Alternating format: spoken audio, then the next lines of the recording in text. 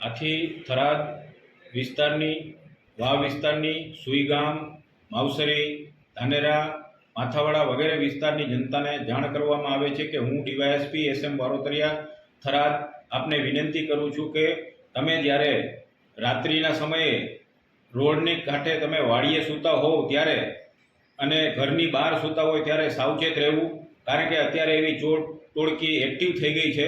જે ચોર ટોળકી રાત્રે તમે જ્યારે ઘરની બહાર સૂતા હો છો ત્યારે તમારા ઘરના દરવાજા જો ખુલ્લા હોય તો અંદરથી તમારા કિંમતી ઘરેણાં અને રૂપિયા ચોરીને લઈ જાય છે. માટે દરેક જનતાને જાણ કરવામાં આવે છે કે રાત્રે તમે વાડીએ રહેતા હો અને રોડના કાંઠે હો ત્યારે સાવચેત રહીને સૂજો. બહાર સૂવું ત્યારે તમારા ઘરના દરવાજા ખુલ્લા ના રહી જાય અને તાળા મારવા વિનંતી છે, જેથી કરીને તમારો કિંમતી સરસામાન સહી સલામત રહે. અને